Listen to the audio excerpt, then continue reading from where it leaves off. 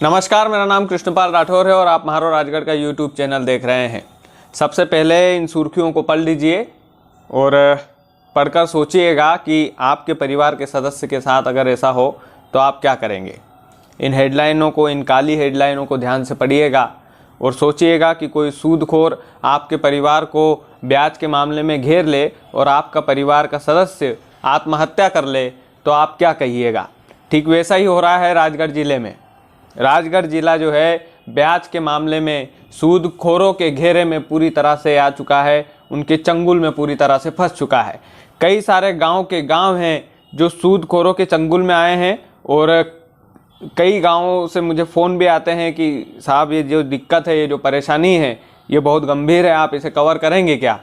तो यकीन मानिएगा आंखें गीली हो जाती है जब इस तरह की हेडलाइन पढ़ते हैं। एक बार और हेडलाइनों को देख लीजिए, कितने लोगों ने आत्महत्या की है। किसी का भाई मर गया है, किसी का बाप मर गया है, किसी के परिवार का कोई सदस्य सूदखोरों के चंगुल में आकर चला गया है। सूदखोर होता क्या है सबसे पहले ये समझते हैं, उसके बाद आपको राजगढ़ ज़िले के मामले बताएंगे।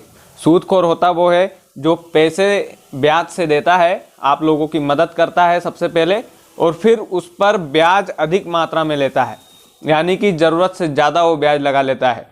कई लोग बोल रहे थे कि साहब 50,000 रुपये लिए थे, 3 साल हो गए पटाते पटाते, लेकिन अभी तक वो 50,000 रुपये का कर्जा हमसे नहीं उतरा है। यानी कि हम 1.5-2 लाख रुपए उसको ऑलरेडी दे चुके हैं, लेकिन वो कर्जा नहीं उतरा है। आप सोचिएगा कि 50,000 रुपये का जो कर्जा था वो 1.5-2 लाख में तब्दील हो गया और उसके बाद भी सूदखोर उससे सूद वसूल रहा है। मुख्यमंत्री शिवराज सिंह चौहान ने खुद ये स्वीकार किया है कि मध्य प्रदेश में एक बड़ी समस्या है और गंभीर समस्या है और सूदखोरों को बख्शा नहीं जाएगा, छोड़ा नहीं जाएगा। लेकिन राजगढ़ जिले की तरफ राजगढ़ के अधिकारी मुख्यमंत्री की बात क्यों नहीं मान रहे हैं। राजगढ़ के अधिकारी ये क्यों नहीं समझ रहे हैं कि सूदखोर एक दीमक की तरह है। आप यकीन मानिएगा कि कई लोग आत्महत्या कर चुके हैं। एक मामला आया था कि 2 भाइयों ने आत्महत्या की है। पता है क्यों आत्महत्या की? उन्होंने 20,000 रुपये मात्र उन्होंने लिए थे। 20,000 रुपये का उन्होंने कर्जा पटाया, 1,20,000। सूदखोर का मानना था कि 1 लाख रुपया और ब्याज आपका बन चुका है। किस इंटरेस्ट से ये ब्याज लेते होंगे? 50%, 7% से ज़्यादा का सूदखोर ब्याज लेते हैं। हमारे यहाँ एक विशेष प्रजाति है, नाम नहीं लूँगा नहीं तो दंगा हो जाएगा, शायद वो लोग मेरे घर पे भी पहुँच जाए। लेकिन वो विशेष प्रजाति के लोग जो हैं, वो विशेष समाज के लोग लोगों को ब्याज देते हैं, और ना केवल ब्याज देते हैं सर, इतना कर्जा वसूलते हैं कि हालत टाइट हो जाती है।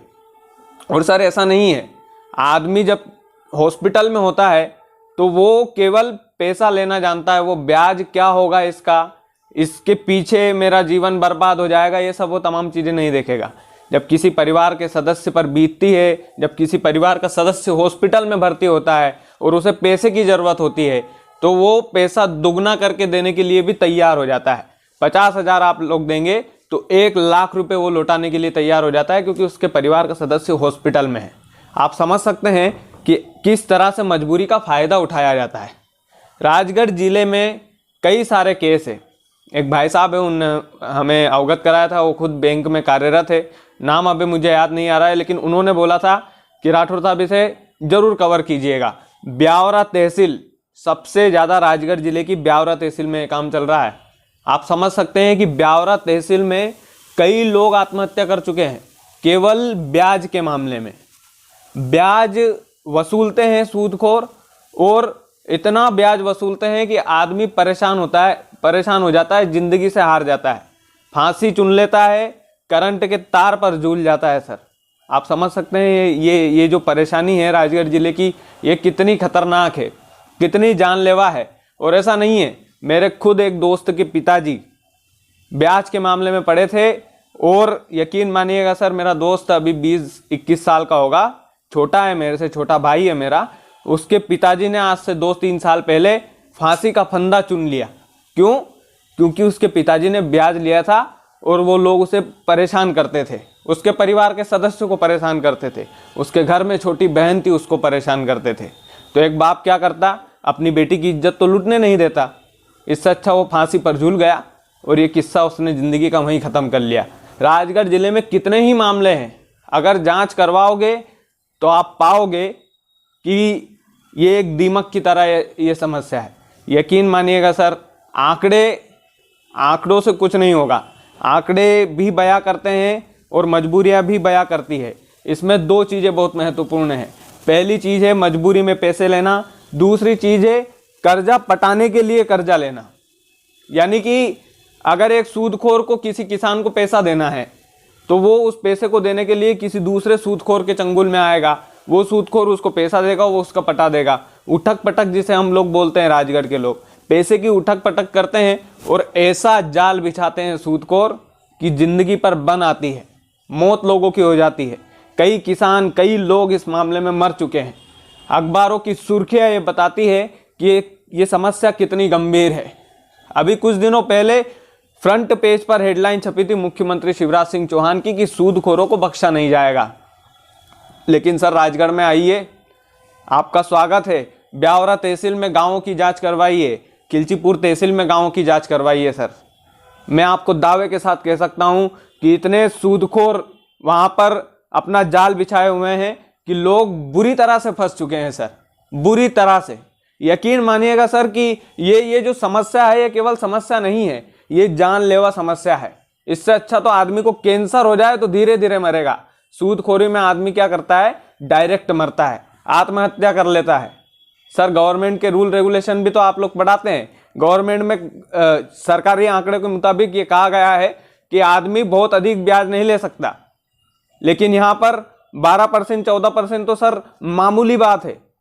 लोगों ने इसे धंधा बना लिया है, सूदखोरों ने इसे धंधा बना लिया है कि ब्याज से पैसा बांटो और आराम से इत्मीनान से बैठो। तो सर, ये जो दिक्कत है, ये केवल दिक्कत नहीं है, ये किसी की जान पर आ बनती है। हम चाहते हैं कि राजगढ़ के लोग इस दीमक से मिलकर निपटे। अगर आपके आसपास कोई ऐसा दुखियारा है, कोई ऐसा दुखी आदमी है जो ब्याज के चंगुल में फंस चुका है, तो आप उसके पास जाके बैठें, उसके आर्थिक तौर पर मदद करें। और अगर सूदखोर नहीं मान रहा है तो आप नज़दीकी पुलिस स्टेशन में जाकर उसकी शिकायत दर्ज कराएं। और पुलिस वाला अगर नहीं सुन रहा है तो सीएम हेल्पलाइन पर कंप्लेन करें। और सीएम हेल्पलाइन से कोई रिस्पॉन्स नहीं आ रहा है तो आखिरी में कुछ पत्रकार हैं, जिले के नामी पत्रकार, उन पत्रकारों से संपर्क करें। लेकिन आपके हक की लड़ाई आप लड़ें, क्योंकि ये महज सूदखोर और ब्याज वाला मामला नहीं है। राजगढ़ ब्याज के चक्कर में घिर चुका है, या यूं कह लीजिए कि वो दिन आने वाला है जब धंधा लोग छोड़ देंगे और ब्याज का धंधा खोल लेंगे लोग, और राजगढ़ पूरी तरह से ब्याज में डूब जाएगा। तो क्या आप चाहते हैं कि आपके परिवार का सदस्य भी ब्याज के मामले में डूब जाए?